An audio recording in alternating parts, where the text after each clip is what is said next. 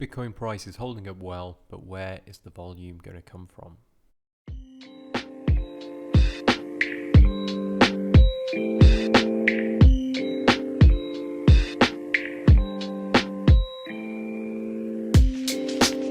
The trend line that we identified yesterday within our overall falling wedge formation has been holding up very well.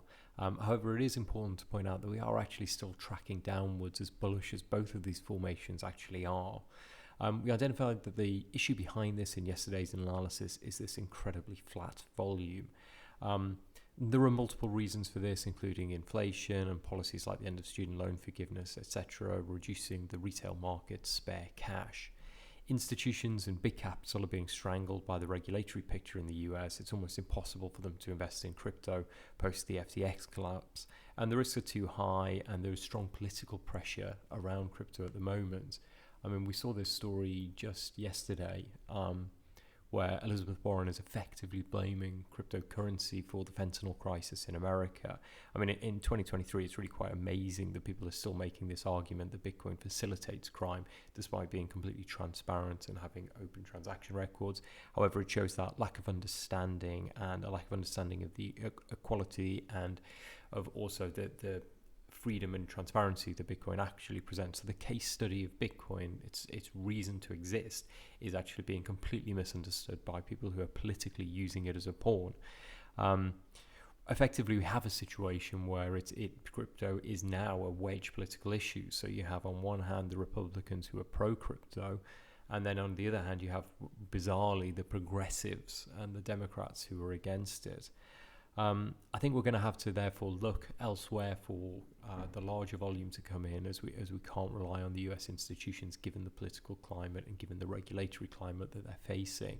So it was interesting to see that we've heard the stories about Hong Kong reopening access to cryptocurrency trading. We got this sort of news report coming out of China over the past 24 hours that WeChat, which is effectively their version of WhatsApp or any kind of major messaging service, it includes lots of other services within that app, is now giving live price data for Bitcoin, as well as you can see like an encyclopedia entry here. So like they're actually giving information around Bitcoin, which is really a major move forward after China was incredibly draconian in its kind of control of information around cryptocurrencies and access to it previously.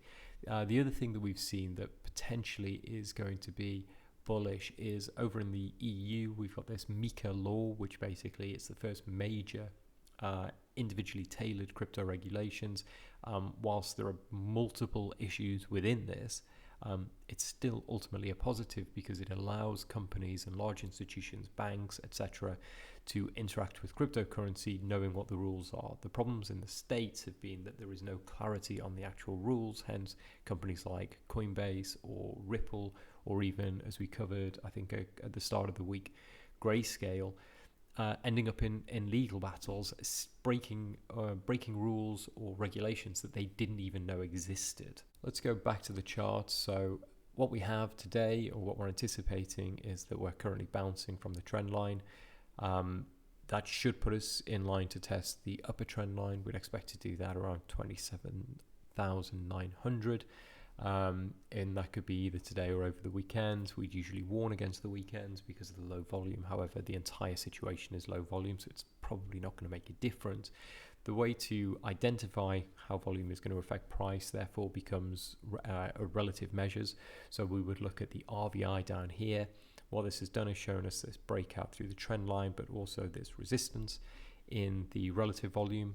We've spiked up, come back down, reflected in price, coming down to this trend line. Just as the trend line held, we'd have to now expect that this previous resistance becomes support, bounces and sets us back off on the way up here.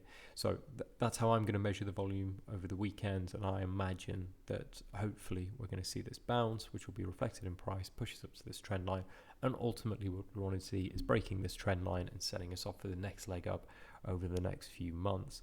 There is some economic data dropping today. We've got unemployment and non-farms payroll data coming out. Again, we're betting against the economy, so what we want to see is high unemployment. High unemployment means that the Fed has to question its interest rate decisions and how they're affecting the economy, and that could lead us towards getting that Fed rate pause. In terms of the payroll, again, you want to see payroll numbers coming down, as that's a sign that we're going to slow the inflation that's causing the high interest rates and all the problems that the economy is currently seeing. Well, not the only cause, but one of the major causes, and certainly one that's being pushed by the sort of mainstream narratives around it. One last thing that I wanted to just look at was just the Fibonacci levels on the price at the moment. So let's just put on a fib retracement. What we can see is that the 618 line lines up exactly with where we've bounced over the last 48 hours. We're currently challenging the 0.5 line. So what we want to see is definitively break that line, hold above it, and that really confirms for me that we're now set up to test the upper trend line.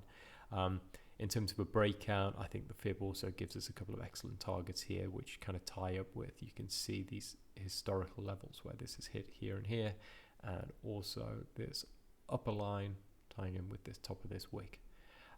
Any questions, drop them in the comments below, or come over to the Discord. Link is in the description.